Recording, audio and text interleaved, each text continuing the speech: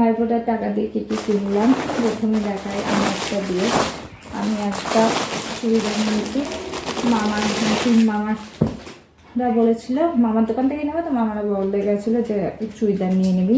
দিয়েছিল একটা চুড়িদার, সেই চুড়িদারটা আমার পছন্দ হয়নি বলতে কি ছোট হয়েছিল গায়ে, তাই সেটা ফেরত দিয়ে এই সিম্পল এই চুড়িদারটা নিয়েছিলাম।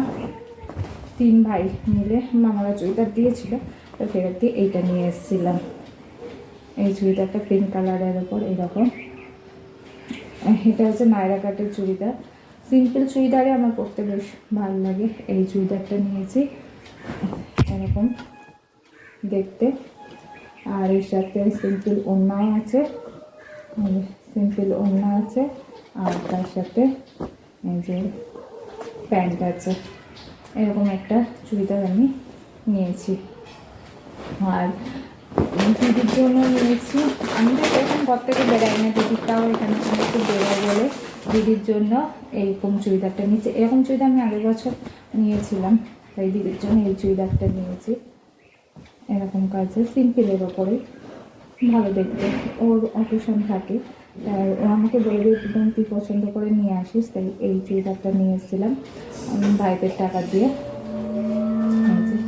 এরকম দেখতে এই চুড়িদারটা নেওয়া হয়েছে। আর চুড়িদারটার ওড়নাটা খুবই সুন্দর, কিন্তু ওড়নাটা ভীষণই সুন্দর, এরকম ওড়নাটা।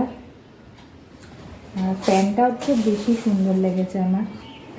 এই যে প্যান্টের নিচে কিন্তু এরকম কাজ আছে। এরকম একটা চুড়িদার নিয়েছি ওর জন্য।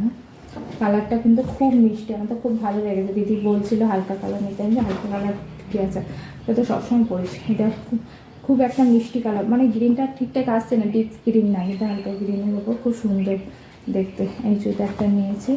আর মামারা টাকা দিয়েছিল, এক মামা শাড়ি দিয়েছে আর এক মামা টাকা দিয়েছিল।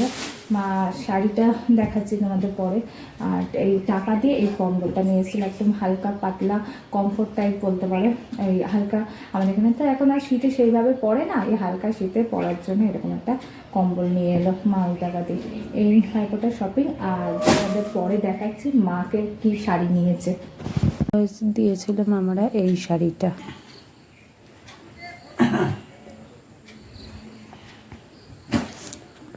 আমার মাকে দিয়েছে।